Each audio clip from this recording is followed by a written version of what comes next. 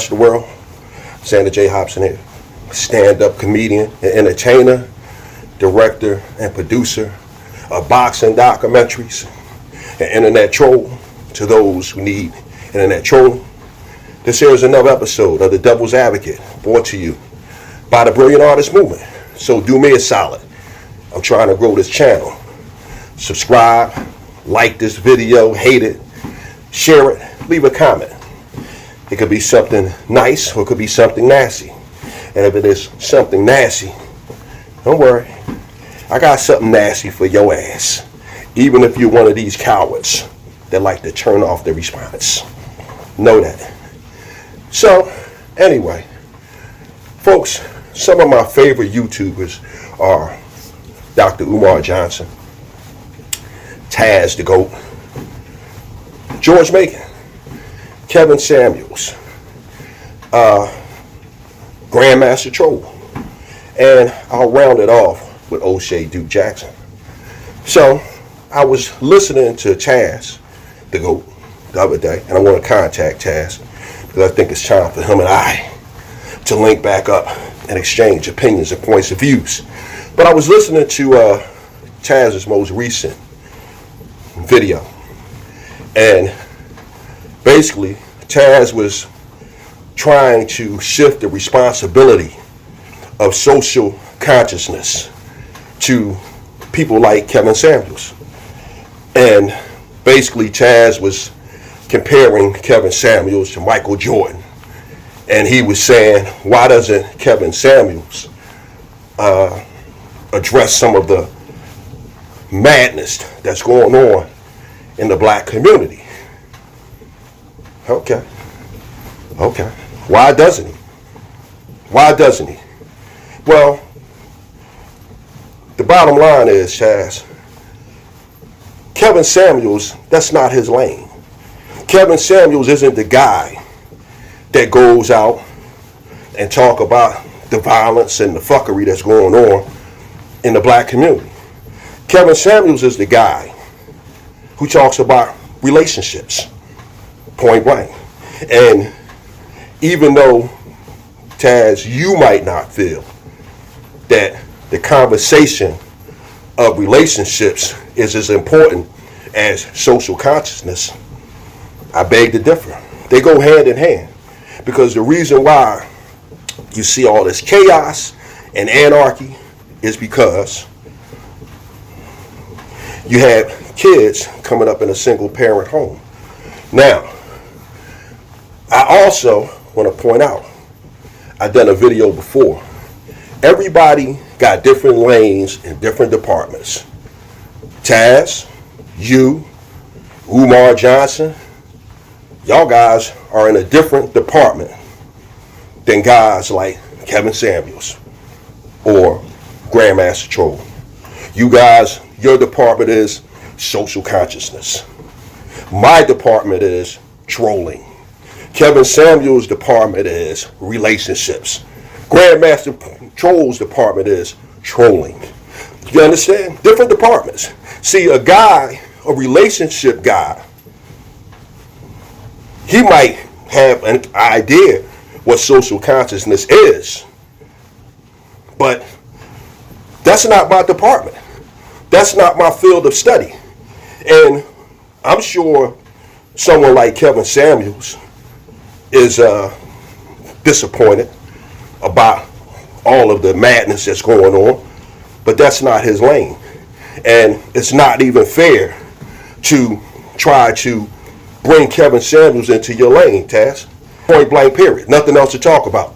Now, I said all of that to say this. Personally, I think that we lost. When I say we, I say the African Americans and probably the rest of the blacks. I think we lost. I think it's over with us.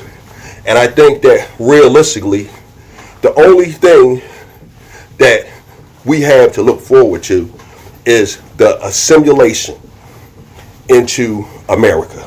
Because if you look at the nationality on applications nowadays, doesn't say African American. It doesn't say white. It says American.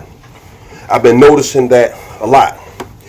I was listening to Umar Johnson the other day, yesterday, while I was out with my wife.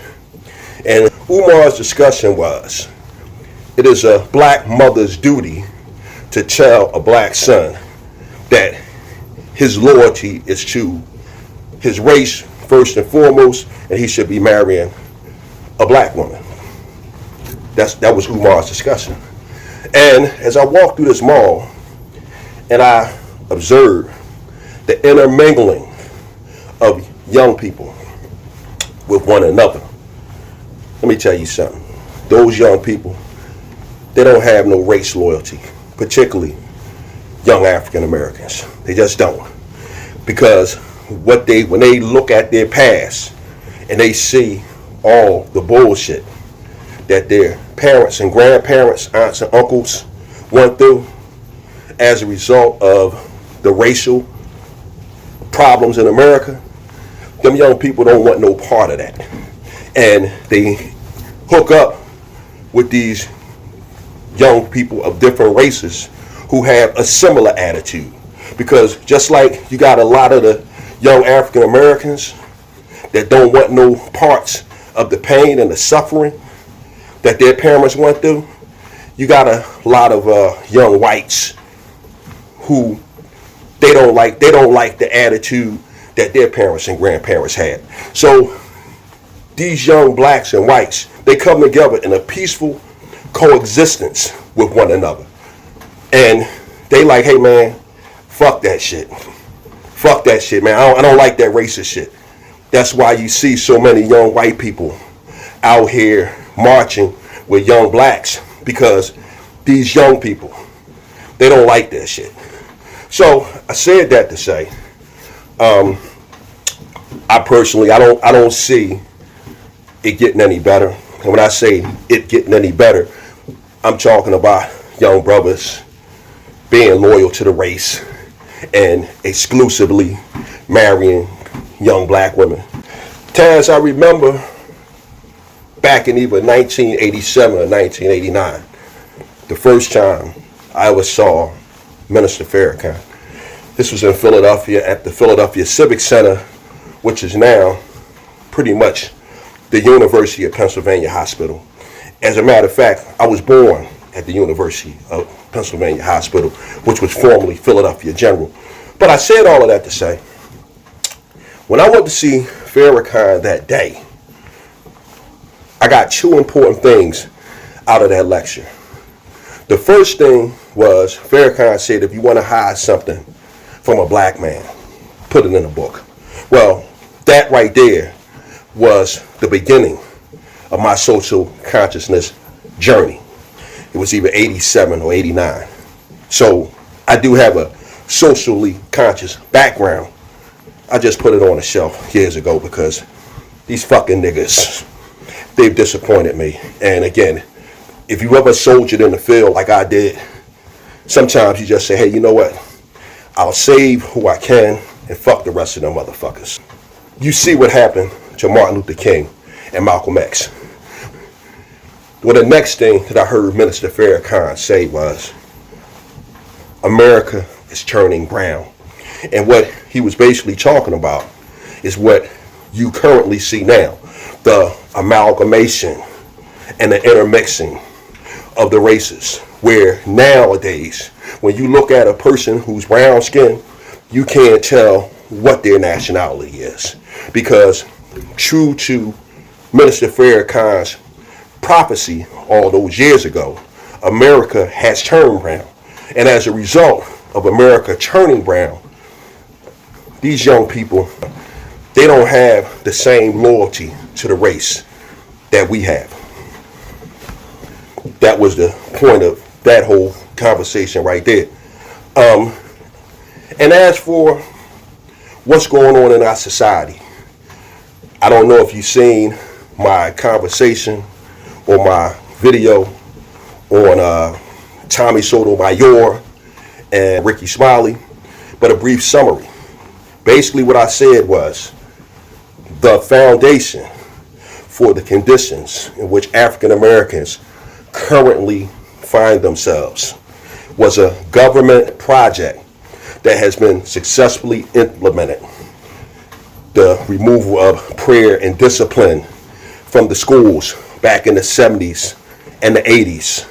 The implementation of being diplomatic with children and time out and calling the cops on your parents. Those lackadaisical punishments in conjunction with the crack and the drug epidemic has laid down the foundation for what you see going on now. A lot of the senseless violence, the inability of black people not to be able to interact with one another peacefully.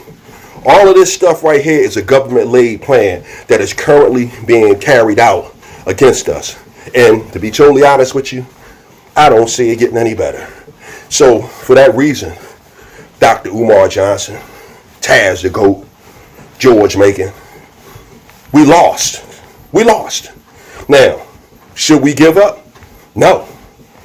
I leave it to guys like you all to keep on fighting. You again, your conversation, Taz, with the gentleman yesterday, talking about guys like Kevin Samuels, and I'm now the guys like me.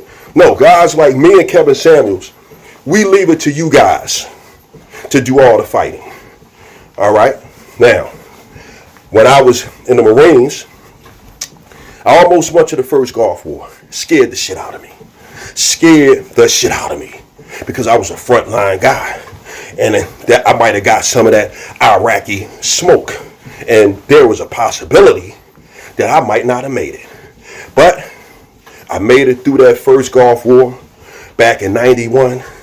And when I got out of the Marine Corps in 92, I hauled ass over to the Air Force so I could be in the rear with the gear. And what I'm basically saying was, Chaz, I left guys like you, Umar, and George Macon on the front lines to have to worry about the bullets and the bad guys. And that's basically the point of this whole video, Taz.